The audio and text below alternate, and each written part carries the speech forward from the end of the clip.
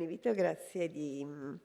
essere qua e darmi l'occasione di parlare di queste, dunque vado avanti qui, di questi temi che, diciamo, il tema principale su che ha tratto, diciamo, sin proprio dai miei studi e dei rapporti, giustamente vengo dalla topografia, anche se poi faccio anche tante altre cose, però effettivamente quando si nasce topografi si rimane topografi, è l'approccio del rapporto dell'uomo con il territorio e delle sue risorse. E qui attraverso due casi studio, quello di Catron, che è stato un progetto molto complesso, articolato e concluso da poco, e con l'inizio di un nuovo progetto, quello della zona di Iula Concordia, invece della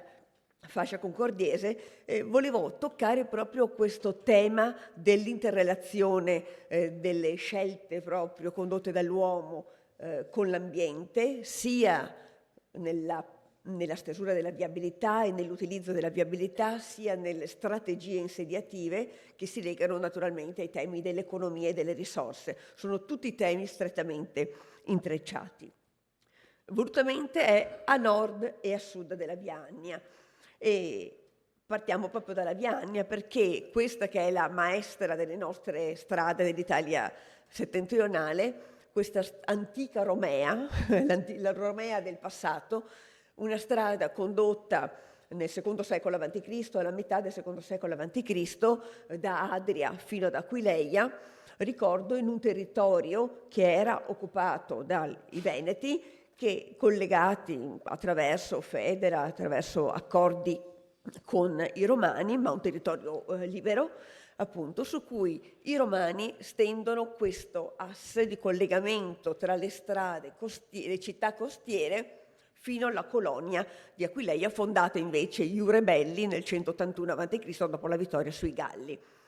attraverso un territorio libero, ma di cui c'è una forte collaborazione. E segnerà un momento di questo fenomeno detto romanizzazione, o meglio autoromanizzazione del territorio, che sarà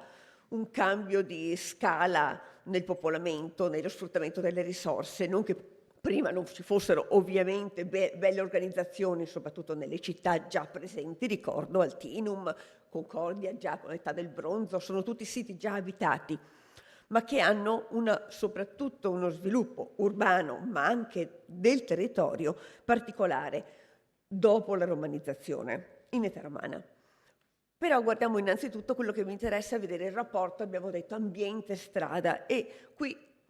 se si vede il nostro paesaggio, si vede la strada che passa attraverso terreni molti coltivati, a parte la Laguna Nord volutamente tenuta dai veneziani e la zona della Laguna di Marano, il resto passa attraverso territori coltivati, ma ovviamente non era così nel passato, e il significato di questa strada lo si coglie proprio collocandola nella carta geomorfologica elaborata da anni di lavori dei nostri colleghi geomorfologi, a partire da Castiglioni in poi. Gli studi sulla pianura sono importantissimi,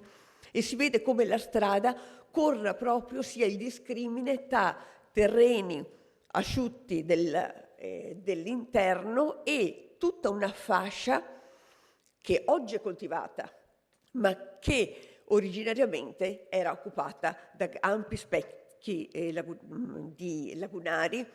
e in cui si inserivano questi dossi fluviali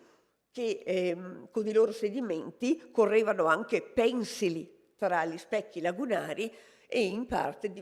trasformandosi in canali invece lagunari.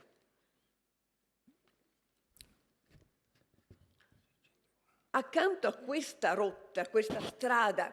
dico, paralagunare, c'è un altro elemento fondamentale di cui tenere in considerazione, itinerario, che era una rotta che correva all'interno di questi specchi lagunari, sfruttando sia rami fluviali, sia fossas, come ci dice Plinio, e che collegava Ravenna ad Altino, il Septemmaria, e poi Altino anche fino ad Aquileia. Su questo abbiamo meno dati, più documentari, dati documentari un po' più tardi, ma abbiamo un documento importante, l'Editto dei Prezzi di Diocleziano, che ci parla di questo costo della merce da Ravenna ad Aquileia, che, secondo gli studiosi, fa riferimento ad una merce trasportata attraverso vie d'acqua. Quindi una strada paralagunare, una rotta endolagunare e punti di snodo di questa viabilità via acqua e via terra, costituita naturalmente dalle città sorte tutte su fiumi, collegate quindi tra il collegamento verticale, ma anche, e questi nostri studi lo hanno dimostrato, tra cui i casi studi che vedremo, una serie di snodi itinerari tra vie di terra e corsi d'acqua anche al di fuori delle città, a servizio degli insediamenti che popolavano, e a partire dall'età augustea soprattutto, pervadono in modo diffuso il territorio. E su questi proprio ci concentreremo. A partire dal caso di Catron, appunto, siamo nel territorio, nell'agro orientale di Altino, l'antica Altinum, frequentata sin dall'età del ferro, XI secolo in realtà c'è già una prima testimonianza, e siamo nel suo agro orientale, oltre il fiume Sile. Lo vedete, tutta la grande tenuta di Catron, appunto questo grande progetto finanziato dalla Fondazione Cassamarca che ci ha visto operare per numerosi anni, e con i colleghi geomorfologi la realizzazione della mappa ci mostra la collocazione del territorio proprio al margine tra vedete la collocazione della via Annia, il tratto in blu e in rosso su cui adesso ci soffermeremo, alle spalle i paleoalvei fluviali, a sud le paleolagune, oggi artificialmente separate dal mare, dalla laguna, attraverso il taglio del Sile, che però, ricordo, sono tutte operazioni dei veneziani, il collettore principale e il taglio del Sile, che hanno fissato proprio in modo una separazione netta che nel passato appunto non esisteva. E il nostro lavoro all'interno della tenuta di Catron ha proprio documentato il rapporto tra questa strada e l'ambiente.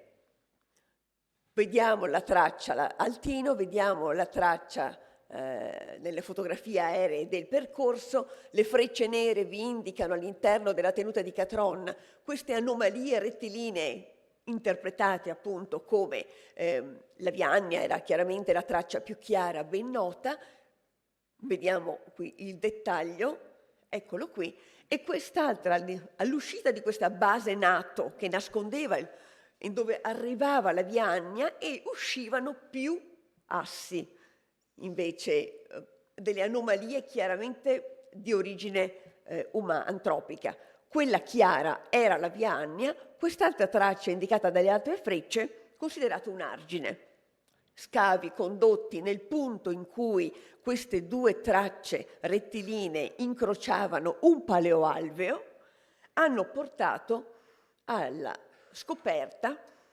di un tratto fossile dell'antica via Annia. Questo percorso più vicino alle lagune era in realtà l'originaria via Annia condotta, sappiamo oggi, 153 a.C. dal console Tito Annio Lusco, una strada battuta di terra, larga 20 metri, con due fossati laterali,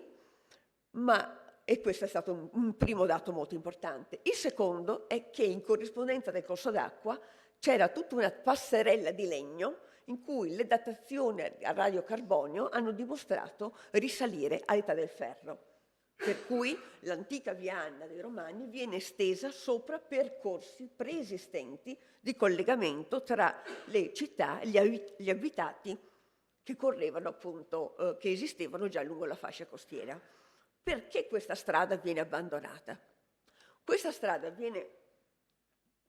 a un certo punto abbandonata per una ingressione della laguna, un cambiamento quindi climatico del livello del mare, porta al riempimento dei fossati con fanghi lagunari, pollini da balena, malacofauna di ambiente salmastro, all'interno inglobano materiali archeologici fortunatamente datanti I secolo a.C.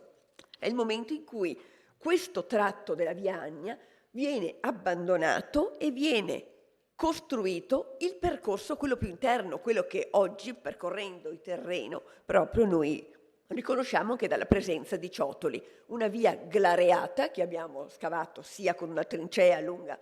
50 metri, abbiamo potuto ben vedere, misurare, correva su terrapieno, era fiancheggiata da fossati larghi 9 metri, e in corrispondenza del famoso paleoalveo evidentemente attivo in età romana, la costruzione di un piccolo ponte, perché ha una luce di circa 1,80 m, costruito però ad hoc, come sempre i romani fanno, con una cioè con un impegno quasi esagerato, 500 sezioni di pali di quercia per consolidare il terreno, la piccola luce del ponte, un guado a monte e un sistema di pali che controllano, che contengono il terrapieno della strada, perché la strada arriva larga 20 metri e si restringe a circa 6 metri per passare questo ponticello. Ma quindi il percorso, la storia di queste e l'adattamento e l'intervento dell'uomo in concomitanza con cambiamenti evidentemente ambientali, ci mostra un primo percorso costiero, un innalzamento del livello del mare, ingressione della laguna, la costruzione del percorso di questa variante interna e l'abbandono del percorso esterno, la costruzione del ponte. Lo vediamo molto bene anche sul DTM perché si vede proprio la ricerca di terreni più alti per condurre su terreni asciutti questa strada. Il ponte, ma perché costruire un ponticello di quelle dimensioni? Un impegno di questo tipo, questo e i numerosi altri che esistono. Il motivo è che è una strada su terrapieno e quindi è una strada che forma una barriera al ruscellamento superficiale dell'acqua, per cui c'è necessità di creare dei punti di sfogo dell'acqua in una pianura che ha poca pendenza, ma che ha necessità di essere mantenuta asciutta, soprattutto per essere coltivata. Per cui questo ponte viene mantenuto, come tanti altri lungo la Via Agna, e ne abbiamo potuto anche dalle tracce superstiti ricostruire tutte le caratteristiche, immaginarcelo innalzato e anche attraverso un po' di archeologia virtuale e anche ricostruirne la storia, e la storia del ponte è la storia della Via Agna evidentemente, quindi un'intensa frequentazione dei materiali del I-II secolo d.C., crollo del ponte, e in quel momento però il ponte viene ricostruito e un'altra fase di intensa frequentazione del ponte e della strada nel IV secolo d.C., un momento in cui accanto ai pochi dati archeologici abbiamo però dei documenti straordinari che ci mostrano la vitalità di questo percorso paracostiero grazie alla quantità di miliari posti lungo la strada, vedete tra Padova, Altino, Concordia, sono decine di miliari, uno vicino proprio anche al nostro sito, tutti in cui gli imperatori di IV secolo si autopromuovono, il che vuol dire una strada intensamente praticata, naturalmente perché l'area di Aquileia è il confine da difendere dalle invasioni, dalle ingressioni dei popoli appunto europei, per cui è un luogo strategico che è una strada che viene ancora rappresentata tra l'altro nel documento della Tabula Peutingeriana, un documento che abbiamo in codice dell'XI secolo, la carta stradale dell'antichità, che mostra il tratto tra Altino e Concordia ancora presente, una carta che viene datata appunto al IV secolo d'origine d.C. In questo territorio, in cui la Via Agna segnava un confine importante tra zone emerse e zone lagunari, com'era il paesaggio? Lo abbiamo ricostruito attraverso carotaggi, attraverso i colleghi di biologia, Antonella Miola, Gianna Valentini, che hanno analizzato i pollini e lo hanno attraverso il carbonio 14 datato queste sezioni dei vari sedimenti e ci concentriamo, abbiamo ricostruito le trasformazioni del paesaggio, proprio dell'ambiente, dal 20.000 circa dall'Olocene avanti Cristo fino all'età medievale. Ci concentriamo solo sulla fase romana, che è quella che oggi qui ci interessa, dove vediamo quindi, nella parte più alta di questo diagramma, vediamo la presenza della quercia, del noce, ma soprattutto vediamo le fasce rosse, tanta piantaggine, tante poacee, tante piante rudentali, quindi un pascolo molto importante, ma anche la presenza di avena, frumento, di cereali. Abbiamo cercato anche di riprodurlo perché il problema è che anche qui è puntiforme, ma lo devi cercare di estendere, conoscendo il comportamento dei diversi tipi di polline, di quanto poteva essere esteso il pascolo, quanto poteva essere esteso percentualmente la cerealicoltura, quanto il querceto, sulla base delle percentuali di presenza di questi pollini. E abbiamo ricostruito quindi virtualmente un ipotetico paesaggio dove ci sono nella parte più settentrionale anche campi coltivati, ma poi nella parte meridionale soprattutto pascoli. Questa ipotesi è stata poi confermata dai dati archeologici. Ricognizioni sistematiche di superficie, individuazione di 9 siti romani, 3 molto piccoli, 3 con anche materiali di pregio, pensavamo delle ville rustiche, e qualcuno invece esteso ma con materiale mai di pregio. Il sito A, M e N, uno per categoria, abbiamo deciso di scavarli in estensione. Si collocavano tutti, vedete, vicino a quell'alveo su cui avevamo indagato anche i ponti. Sono stati interessanti tutti contesti molto diversi che ci hanno fatto capire com'era il popolamento, le strategie di popolamento e lo sfruttamento delle risorse di quest'area. Molto interessanti i siti piccoli, tutti posti lungo la via Annia. Noi pensiamo che fossero delle basi logistiche, ma piano strutturato, piccolo piano strutturato, qualche buca di palo, un immondezzaio pieno di anfore vinarie, attivo tra il I secolo a.C. e il I secolo d.C. Noi pensiamo la base logistica del genio militare mentre sta costruendo la strada, perché sono siti che hanno una breve durata di vita, in quel momento storico, poco strutturati, solo vino. Pensiamo che sia un punto di appoggio durante la costruzione della strada. Invece una cosa diversa è venuta fuori dalle altre fattorie, dagli altri siti. Il sito più occidentale, e qui voglio farvi notare una cosa, noi lavoriamo su un'archeologia quasi invisibile. Abbiamo parlato di Pompei, ci divertiamo a Pompei, ma noi siamo abituati a lavorare su questo stato di conservazione delle strutture. Sono terreni coltivati,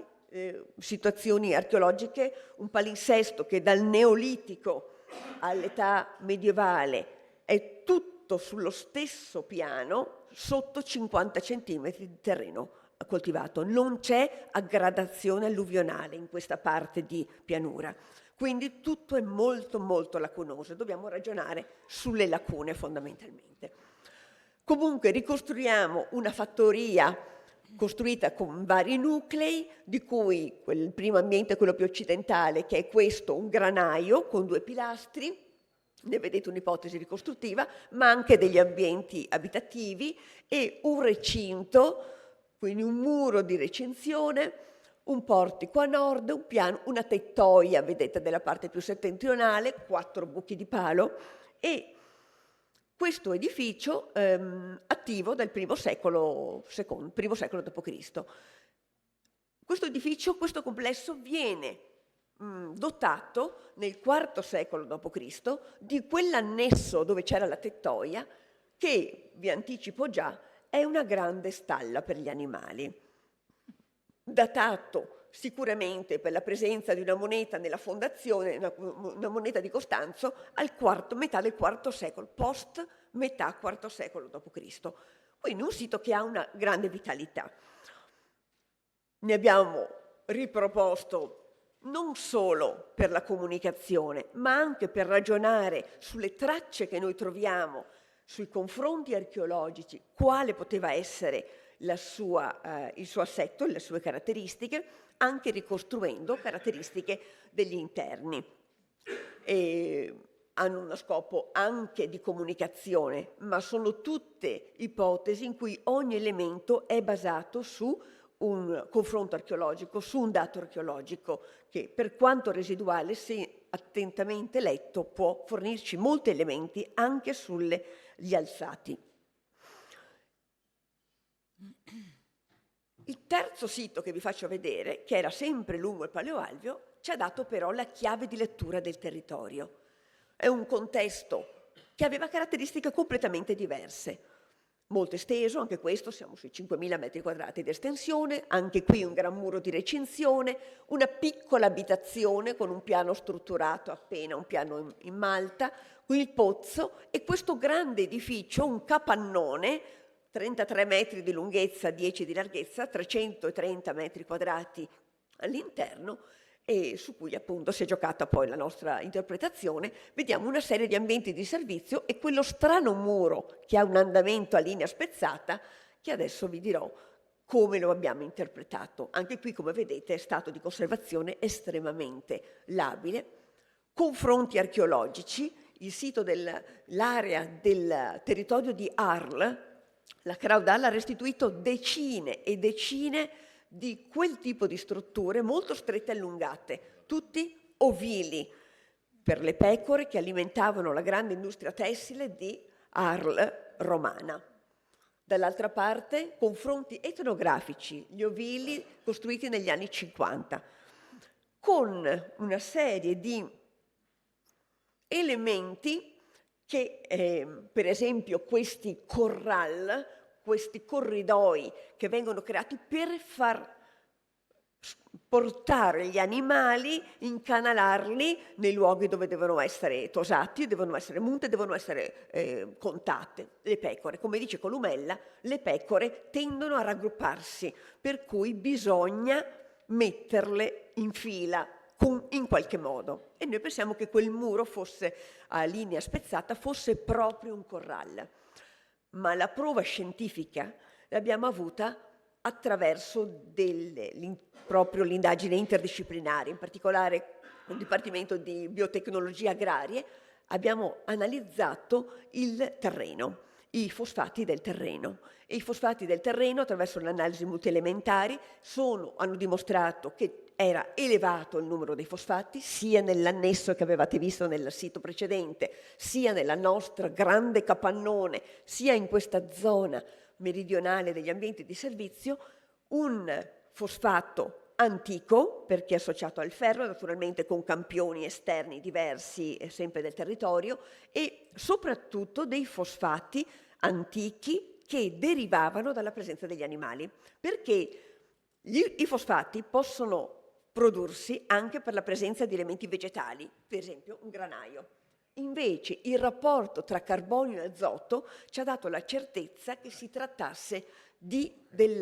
fosfati prodotti dalla permanenza di animali. Molto alto il carbonio, bassissimo l'azoto. In un granaio avviene esattamente il contrario, un rapporto di 90 a 10. È stato il primo caso archeologico, c'era un caso sperimentale fatto in Inghilterra, è stato il primo caso archeologico dove è stato possibile verificarlo, pubblicato in Quaternary International, è stata una scoperta e un caso studio molto interessante. Ma per essere sicuri su quale tipo di animale, perché non era possibile distinguerlo, abbiamo dovuto procedere con le analisi archeozoologiche. Quelle ci hanno dato la risposta. E nei due siti la risposta è stata che nella fattoria precedente che abbiamo visto, la fattoria, la piccola villa rustica, il numero minimo di individui tra bovini, ovini, suini era abbastanza simile, si allevava un po' di tutto. Nel nostro sito, quello che abbiamo chiamato il centro specializzato per l'allevamento ovino, invece mostrava di contro la presenza di un bovino poveretto macellato tra i 7 e i 10 anni, quindi che aveva fatto tutto il suo lavoro di forza, grandissima percentuale di ovini, oltre che di maiali, che come è noto portano l'apporto proteico animale in età romana principale. Per capire però questi ovini per cosa erano sfruttati è stato fondamentale analizzare l'età di morte degli ovini, e gli ovini per il 70% erano stati macellati tra i 4-6 anni, il che vuol dire sfruttati il più possibile per la lana, perché dopo i 4-5 anni diventa un pelo che non è più utile per la tessitura. E quindi diciamo, abbiamo avuto la risposta di quale fosse la vera funzione di questo spazio.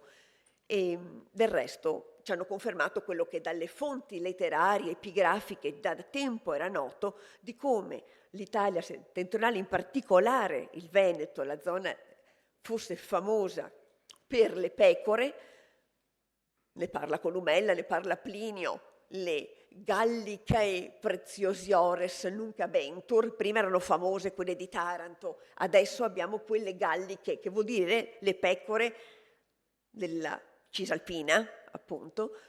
e arunque precipue altinates, e tra queste soprattutto quelle di Altino, famose perché avevano una lana bianca e morbida, e quindi che era un prodotto il top di gamma proprio, bianco perché poteva essere tinto anche con la porpora, e insomma noi abbiamo qualche idea anche per cosa servisse questo grande allevamento di pecore. I dati epigrafici di Altino ci confermano collegio dei lanari, etichette plumbre alle porte di Altino, a 2 chilometri da Catron, con le etichette per le balle che vende di lana e di tessuti, ecco, il grande mercato dei prodotti dell'allevamento. Anche su questo abbiamo provato a fare delle ricostruzioni per immaginarci come dovevano essere questi contesti e questa stalle ovini. Però diciamo che l'aspetto interessante è stato proprio, allargando lo sguardo, quello di vedere come i pochi siti emersi nell'area che noi avevamo sistematicamente indagato e che non era mai stata indagata, perché ricordo che la tenuta di Catron è una proprietà privata della famiglia Tron dai primi del XVII secolo e che tuttora rimane, è vincolata, non può essere suddivisa, 1150 ettari di un unico proprietario, dai Tron in poi, e su cui non era mai stata fatta un'indagine archeologica.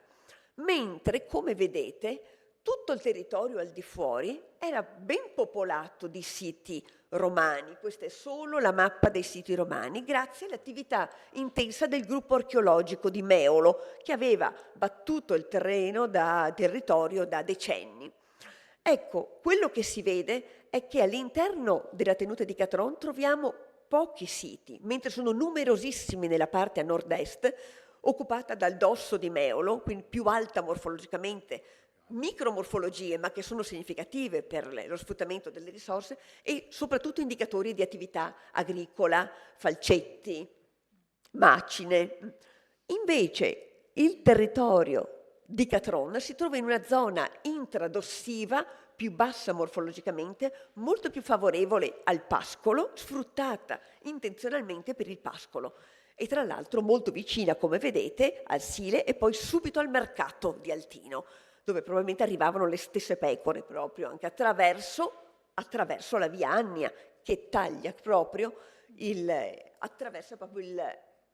correva a fianco proprio dei nostri insediamenti. Quindi un'occupazione strategica del territorio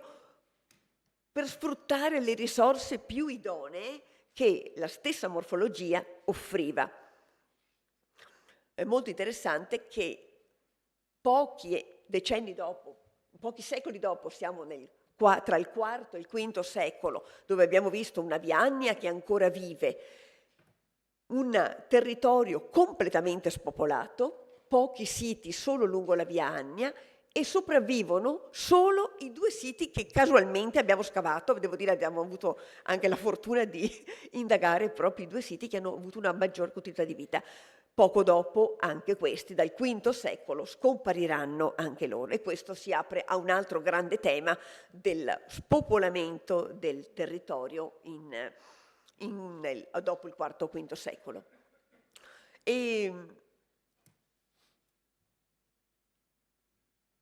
Ci spostiamo adesso all'estremità del Veneto, nel territorio di Iulia Concordia, perché volevo mostrarvi un altro caso di studio che ci porta questa volta a sud della Viagna. Qui eravamo proprio sulla Viagna, sul territorio immediatamente a monte, per vedere qui le strategie di popolamento come sono. In questo territorio diciamo, il protagonista delle caratteristiche ambientali sono proprio i corsi d'acqua, il tagliamento, i cui spostamenti continui nel tempo sono stati ben indagati sempre dai colleghi geomorfologi. Vedete Concordia, vedete la Viagna, il tagliamento attivo in età romana è quello che vedete indicato tra Vado e Lugugnana, Tigliaventum Maius, con i suoi due rami, Tigliaventum Maius e Minus, di cui ci parla Plinio. Parla di due tagliamenti che avevano i due porti alle foci. Quello che vedete, l'attuale tagliamento, non esiste all'epoca, è il tagliamento attivo dal V secolo d.C. in poi. L'area che vedete indicata è quella dove abbiamo fatto delle indagini sistematiche sul terreno e anche questo territorio ricordiamo che è sottratto all'acqua grazie alle bonifiche e soprattutto l'aspetto importante è che quindi erano tutti specchi d'acqua entro cui correvano quei rami terminali del tagliamento e molto importante ricordare, per quello che vi mostrerò adesso, che la linea di costa qui, in questo punto, era completamente diversa, perché la cuspide del tagliamento di Bibione è tutto frutto degli apporti del tagliamento post V secolo d.C. La linea di costa era molto più inclinata tra sud-ovest verso nord-est, come si vede molto bene anche dalle tracce delle dune fossili che appunto potete vedere della carta geomorfologica, che insistono proprio su quel punto di quella linea arancione indicata. Quella freccia vi indica la posizione di una villa romana, nota dall'Ottocento, che è un caso unico in tutto l'arco adriatico, perché è l'unica villa romana che è conservata per 2,5 metri di altezza, i muri con tutti i mosaici. E il motivo per cui è conservata è che venne costruita a ridosso di una duna fossile e le sabbie della duna la coprirono e quindi non venne spogliata di tutti i materiali. Ecco, come dovete immaginarvi le lagune di Caorle molto più estese in una mappa del XVII secolo, ma in età romana, come era il territorio? Perché ricordiamo che non abbiamo una documentazione che è più antica del XVII secolo. Ecco, questo è come abbiamo ricostruito le lagune sulla base della cartografia storica e come abbiamo popolato la mappa con tutti i siti noti, questa volta gruppo archeologico del Veneto orientale. Lavoriamo molto anche con le associazioni che operano nel territorio. Come si vede? Si vedono zone con vuoti, immaginatevi appunto vuoti perché occupati dagli specchi lagunari e quindi ci confermano che anche in età romana non dovevano essere numerosi i siti, ce ne abbiamo qualcuno, forse qualche isolotto, e invece la concentrazione di siti lungo il dosso del tagliamento e anche lungo la Viagna. I siti, i pallini rossi vi indicano le poche zone, contesti che sono stati scavati. Una villa in quella posizione ormai al margine della laguna, dove però è l'unico torcularium per la produzione del vino noto in Italia, nel Veneto, e dall'altra parte anche piccole fattorie. Quindi il dosso offriva possibilità insediative anche con attività agricole, anche di arboricoltura. E poi vedete i siti invece della fascia proprio litoranea e in particolare la nostra villa di Bibione, la villa detta dei Mutteron dei Frati, di cui vedete alcuni ambienti scavati negli anni 90, su cui abbiamo ripreso le indagini in questi ultimi 2 anni, stiamo espandendo le indagini. Prima erano note pochi ambienti, quello è l'ambiente solamente il C, solo ambienti residenziali per ora, rivolti verso il mare, ma sicuramente doveva esserci anche una parte produttiva. Gli unici indicatori economici, guarda caso, abbiamo pesi da rete. Quindi l'attività della pesca doveva essere molto importante. Su quest'altro sito, ecco, vedete le indagini sul mezzo alla pineta ci mostra tutti i puntini rossi e gialli sono siti dove c'è materiale archeologico, quindi pensiamo che sia un contesto veramente molto esteso, arriviamo ad occupare un'area di circa 7.000 metri quadrati a ovest del sito noto. E questo sito invece, l'altro molto interessante alle foci del tagliamento, lo indagheremo proprio a partire da giugno. Ecco, in questo caso il nostro approccio è stato di recuperare tutti i materiali archeologici recuperati dagli anni '80 dal gruppo archeologico, portarli in dipartimento, studiarli sistematicamente per definire cronologie e anche funzioni, tra cui vi mostro solo una mappa con gli indicatori economici in cui possiamo analizzare, rispetto anche alle distanze della via Annia, proprio quali sono le attività economiche. Non c'è tempo di analizzare nel dettaglio, vi dico solo che, come immaginabile, tutti i pesi da rete, aghi da rete, sono collocati soprattutto dalla via Annia verso sud, nei siti dove la pesca ha un ruolo fondamentale. Ma l'altro aspetto interessante è che i pesi da telaio si tesseva ovunque, in qualunque insediamento. E la seconda elaborazione che vi faccio vedere, e qui chiudo, è la durata di vita dei siti.